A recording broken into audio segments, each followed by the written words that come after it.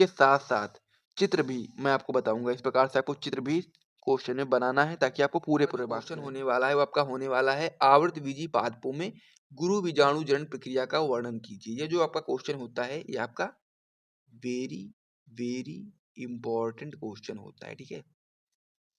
इसको आपको अच्छे तरीके से तैयार करना है। अब जितने भी प्रश्न मैं आपको यहाँ पे बता रहा हूँ सभी आपके वेरी वेरी इंपॉर्टेंट क्वेश्चन होते हैं। यदि आप लोगों ने अभी तक कुछ भी नहीं पढ़ा है तो आप लोग इन सारे प्रश्नों को तैयार करो, अभी भी आपके पास समय है। और जितने भी प्रश्न मैं आपको यहाँ पे बता रहा हूँ सभी को यदि आप लोगों ने अच्छे तरीके से तैयार कर लिया तो आप लोग बहुत ही अच्छा स्कोर करोगे। उम्मीद कीजिए या कह सकते हैं ट्रस्ट रखिए आप लोग हमारे ऊपर। हम आपको सारे क्वेश्चन करवाएंगे जो कि आपके बोर्ड एग्जाम के लिए बहुत ही महत्वपूर्ण होंगे। सारे प्रश्न आपको यहाँ पर देखने को मिलेंगे। तो ये चीज़ आपको यहाँ पर समझ में आ गई होगी। अब हम लोग इसका आंसर देखते हैं। तो ये बहुत ही महत्वपूर्ण होता है। ये जो क्वेश्चन होता है आपका जो चैप्टर हो जाता है पुष्पी पौधों में लैंगिक जनन, उस चैप्टर का ये क्वेश्चन होता है और उस चैप्टर में आपके 2 महत्वपूर्ण क्वेश्चन होते हैं। एक आपका होता है आवर्तविधि पादपों में लघु बीजाणु जनन और एक आपका होता है गुरु बीजाणु जनन। तो ये दोनों महत्वपूर्ण प्रश्न मैं आपको बताऊँगा। पहला प्रश्न जो था लघु बीजाणु जनन वाला वो हम लोग पहले वीडियो में कर चुके हैं और आज का जो आपका दूसरा प्रश्न होने वाला है आपका होने वाला गुरु बीजाणु जनन। तो ये दोनों प्रश्न महत्वपूर्ण होते हैं बहुत ही ज़्यादा, तो दोनों को हम लोग अच्छे तरीके से करेंगे। अब इसका आंसर मैं आपको बताऊँगा किस प्रकार से आपको थ्योरी में करना है इसका आंसर। उसके साथ-साथ चित्र भी मैं आपको बताऊँगा। इस प्रकार से आपको चित्र भी क्वेश्चन में बनाना है ताकि आपको पूरे-पूरे मार्क्स मिलें। यदि आप लोगों ने चित्र वगैरह सारी चीज़ों को अच्छे तरीके से बनाया, तो आप लोगों को पूरे-पूरे मार्क्स मिलेंगे, एक भी नंबर आपका कटने वाला नहीं है। तो इसीलिए आप लोग वीडियो को ध्यान से देखो और साथ ही में यदि आपको हमारा वीडियो अच्छा लग रहा है, हमारा चैनल अच्छा लग रहा है, आपके काम का है, तो आप लोग वीडियो को लाइक कर दो, चैनल को सब्सक्राइब कर दो। इन्हीं सारी चीज़ों को करने में आपको कोई भी समस्या नहीं होनी चाहिए। यदि आपको अच्छा लग रहा है तो। और अच्छा लगना ही चाहिए क्योंकि सारे प्रश्न तो मैं आपको बता रहा हूँ, उत्तर भी बता रहा हूँ, क्वेश्चन भी बता रहा हूँ, सब कुछ तो बता रहा हूँ। अब आपको और क्या चाहिए? अगर आपने इन सभी चीज़ों को अच्छे से तैयार कर लिया तो 70 में 70 नंबर पक्का करोगे। तो अब आपको इसमें चाहिए ही क्या? तो सारी चीज़ें तो मैं आपको यहाँ पर समझा ही रहा हूँ। तो चलिए अब हम लोग इसका उत्तर देखते हैं, ठीक है? क्या देखेंगे हम लोग? अब इसको हम लोग उत्तर देखेंगे। तो उत्तर में सबसे पहले आप लोग को क्या बताना है? सबसे पहले गुरु बीजाणु जनन की परिभाषा आपको बताना है। अब ये जो क्वेश्चन है गुरु बीजाणु जनन, ये बहुत ही महत्वपूर्ण होता है। ये आपका अति लघु उत्तरीय प्रश्न में भी पूछा जा सकता है कि गुरु बीजाणु जनन की परिभाषा बताओ, तो यहाँ से आप लोग बता सकते हो कि बीजांड तथा भ्रूणकोश की परिवर्धन की जो प्रक्रिया होती है उसको ही हम लोग गुरु बीजाणु जनन कहते हैं। बहुत ही सिंपल सी परिभाषा होती है, आप लोग आराम से याद कर सकते हो कि बीजांड तथा भ्रूणकोश के परिवर्धन की जो प्रक्रिया होती है उसको ही हम लोग गुरु बीजाणु जनन कहते हैं। और उसी प्रक्रिया को यानी कि बीजांड तथा भ्रूणकोश की परिवर्तन की प्रक्रिया को ही हम लोग नीचे पूरा समझने वाले हैं और उसका चित्र भी देखने वाले हैं, ठीक है? तो वही आपका गुरु बीजाणु जनन होता है। तो सबसे पहले आप लोगों ने क्या याद किया? आप लोगों ने याद किया गुरु बीजाणु जनन की परिभाषा। तो परिभाषा आप लोग याद कर लो जल्दी से, फिर हम लोग इसकी पूरी थ्योरी देखेंगे और साथ में चित्र देखेंगे कि किस प्रकार से आपको बताना है कि बीजांड तथा भ्रूणकोश का परिवर्धन किस प्रकार से होता है और उस प्रक्रिया को हम लोग गुरु बीजाणु जनन कहते हैं। तो सबसे पहले मैं आपको क्या करता हूँ यहाँ पर चित्र दिखा देता हूँ, चित्र आपको समझा देता हूँ। जब आप लोग चित्र समझ जाओगे तो थ्योरी आप लोग अपने अपने आप से ही लिख सकते हो, कोई दिक्कत वाली बात नहीं है। मेन चीज़ होती है चित्र। चित्र यदि आप लोगों ने समझ लिया, तो फिर आपको थ्योरी में कोई भी समस्या नहीं आने वाली है। यदि आप भूल भी जाते हो थ्योरी, तो आप लोग को चित्र याद होगा, तो आप लोग वहाँ चित्र से चित्र भी बना दोगे और साथ में थ्योरी भी लिख दोगे। तो मैं आपको सबसे पहले चित्र समझा देता हूँ। यहाँ पर आप लोग ध्यान देना, क्या है ये आपका? ये आपका बीजांड है, ठीक है? यहाँ बीच में क्या है आपका बीजांड काय है। अब बीजांड काय में बहुत सारी कोशिकाएँ उपस्थित हैं, जैसा कि आप लोग यहाँ पर देख पा रहे हो मैंने बना दिया है। अब इन कोशिकाओं को हम लोग क्या बोलते हैं? इन कोशिकाओं को हम लोग बोलते हैं मृदुतक कोशिकाएँ। अब इन्हीं कोशिकाओं में से एक कोशिका आपकी बड़ी हो जाती है। अब बड़ी हो जाने के बाद इसका जो केंद्रक होता है, यानी कि जो ये आप लोग देख पा रहे होंगे इस कलर से मैंने इसको बना दिया है, ये कोशिका है आपकी। इसका केंद्रक जो होता है वो बड़ा हो जाता है, उसका कोशिका द्रव्य जो होता है वो गाढ़ा हो जाता है। इस कोशिका को हम लोग प्रपरशु कोशिका बोलते हैं।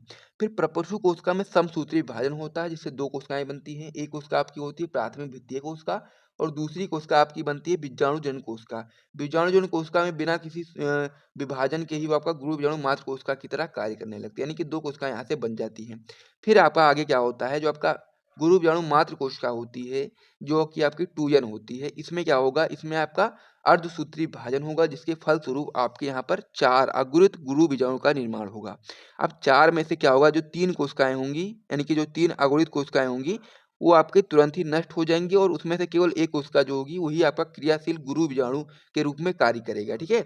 अब इसे ही हम लोग क्या बोलते हैं, क्रियाशील गुरु बीजाणु या फिर हम लोग मादा एवं उद्भिद बोल सकते हैं, क्योंकि आपका जो क्रियाशील गुरु बीजाणु बचता है, यही आगे चल के मादा एकोद्भिद के रूप में परिवर्तित हो जाता है। ठीक है, तो यही चित्र था और यही सारी चीजें थी, यही पूरा प्रोसेस था, किस प्रकार से गुरु विभाजन होता है, वो सारा प्रोसेस मैंने आपको यहाँ पर चित्र के माध्यम से समझा दिया है।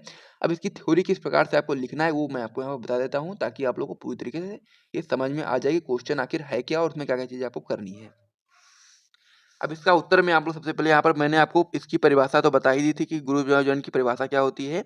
अब इसका उत्तर आप लोग इस प्रकार से बताओगे कि बीजांड काय में उपस्थित मृदुतक कोशिकाओं में से एक अर्ध स्तरीय कोशिका आकार में बड़ी हो जाती है तथा इसका कोशिका द्रव्य गाढ़ा तथा केंद्रक बड़ा हो जाता है। जैसे कि मैंने आपको यहाँ बताया था कि जो आपका बीजांड काय होता है, इसमें से एक कोशिका बड़ी हो जाती है, जैसे कि आप लोग यहाँ पर देख पा रहे होंगे, और इसका कोशिका द्रव्य गाढ़ा और केंद्रक इसका बड़ा हो जाता है। इसको हम लोग क्या बोलते हैं? प्रपोष्टि कोशिका बोलते हैं। आगे इसमें आप लोग बताओगे कि प्रपोष्टि कोशिका में समसूत्री विभाजन होता है, जिससे बाहर की तरफ एक प्राथमिक भित्तीय कोशिका और का निर्माण होता है तथा भीतर की तरफ बीजाणुजन कोशिका का निर्माण होता है। जैसा कि आप लोग यहाँ पर देख पा रहे होंगे, जो प्रपोष्टि कोशिका है उसमें क्या होता है, उसमें आपका समसूत्री विभाजन होता है, जिसमें से दो कोशिकाएं बनती हैं।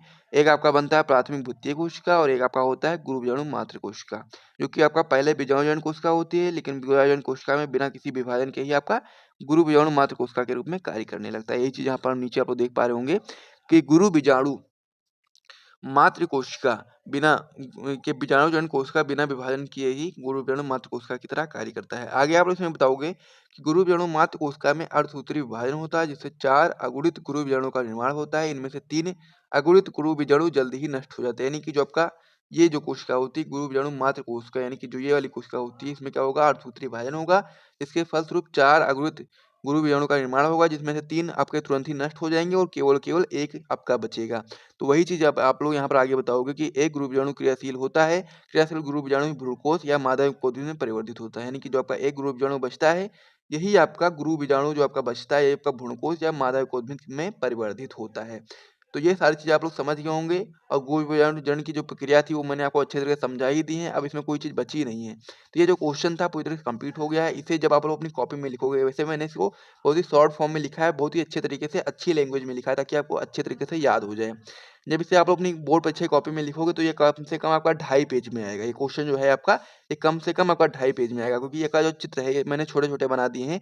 इसका चित्र आप लोग थोड़ा-सा बड़ा-बड़ा बनाना, ताकि आपका जो पेज है थोड़ा-सा ज़्यादा घेरे, ठीक है? क्योंकि आप लोग जब ज़्यादा दिखाओगे, क्योंकि क्वेश्चन तो आप लोग लिखोगे, आंसर भी लिखोगे, लेकिन जब आप ज़्यादा दिखाओगे ना तो फिर अच्छा लगता है देखने में भी, और साथ ही में नंबर भी आपको अच्छे मिलते हैं।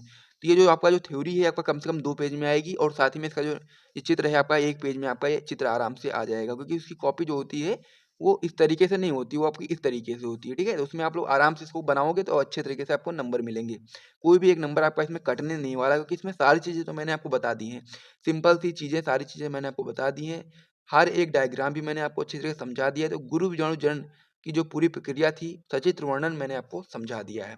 तो यहाँ तक यदि आपको वीडियो पसंद आया तो वीडियो को लाइक करिए, चैनल को सब्सक्राइब करिए। फिर हम लोग नेक्स्ट वीडियो में मिलेंगे और भी महत्वपूर्ण प्रश्नों के साथ में। तब तक के लिए हम लोग वीडियो को समाप्त करते हैं। मिलते हैं नेक्स्ट वीडियो में, तब तक के लिए जय हिंद।